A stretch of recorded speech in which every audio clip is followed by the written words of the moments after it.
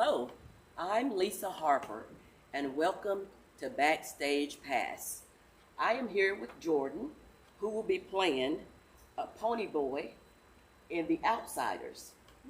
Jordan, could you tell us a little bit about your role? Ponyboy is the baby of a gang called the Greasers, and the story follows Ponyboy growing up in extremely harsh conditions, and he has to develop around people he loves dying, and it's just Ponyboy goes through a lot throughout the show. A lot of emotions. A lot. How is this character like you? We're both pretty emotionally driven. He writes, I like to write. It's because I'm a dork, but we're also very different because Ponyboy tries harder to be tough and cool as a cucumber. Well, I try to be genuine with most people, but me and Ponyboy are very similar because both of us lack common sense. We're not great at that, but we're both interpersonally and like book smart. Okay. Without giving anything away, what's your favorite line of dialogue? Ooh, without giving anything away, I'm gonna have to like dodge. Okay. Spoilers. So Ponyboy is talking to someone who he wants to get to know better, but they're from very different walks of life, and he says, just don't forget some of us watch sunsets too, which says a lot about Ponyboy and his character, and I really like that line because it pulls Ponyboy together. Okay.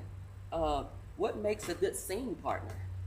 A good scene partner is someone who, during the scene, has energy that you can use to help yourself, but if you don't give that energy back, then you're not a good scene partner.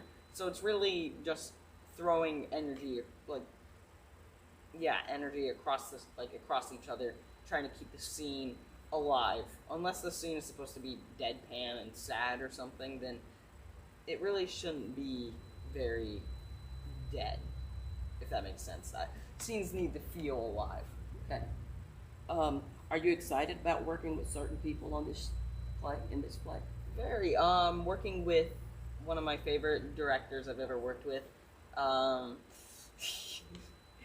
Working with one of my best friends who I haven't done a show with in a long time, so that's nice.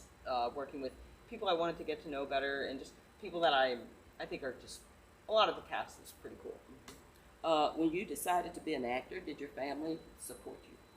Actually, I didn't want to be an actor until my mom pretty much annoyed me about it. She annoyed me until I eventually gave up, stopped being stubborn. I was like, fine, I'll do this play. So I did this play, and then she's like, okay, I'm directing a musical. Come do it. And I said, no, I don't want to do a musical. And then she just pretty much annoyed me until I said, okay, fine, I'll do it. And that went well, so 4 years later, here we are.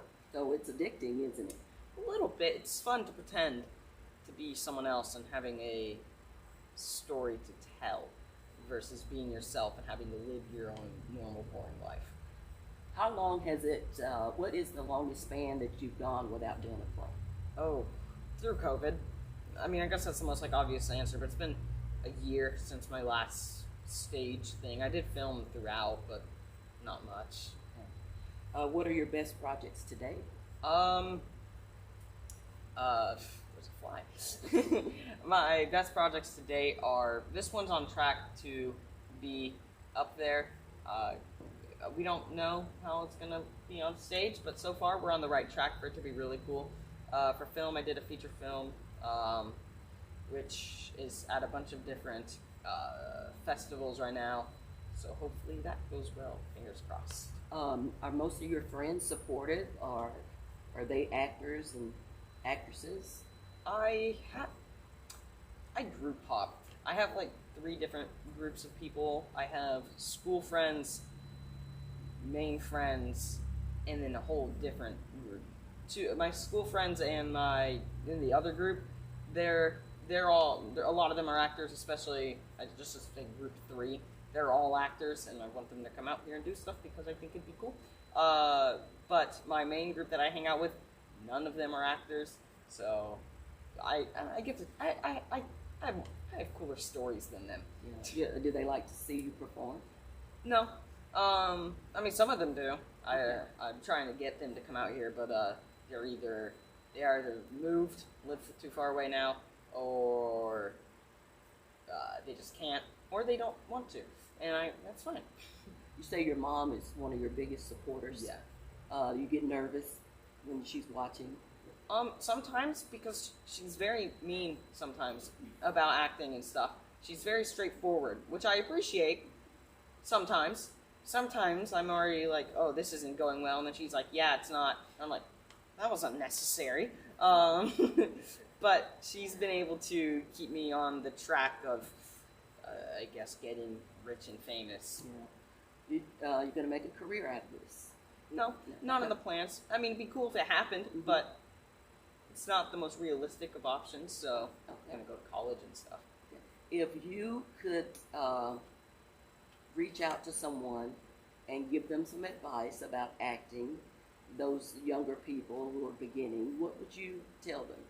I guess don't over push yourself. Push yourself enough, but if you over push yourself and if you set your expectations too high, if you have great expectations, it won't go as well as you hope it does. Because normally, whenever people are starting off, they either want to be a lead or they want to be ensemble. If you want to be ensemble, great, phenomenal. If you want to be a lead, be mentally and emotionally prepared because it's a lot of work.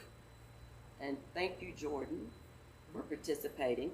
My pleasure. Jordan will be playing Ponyboy and The Outsiders.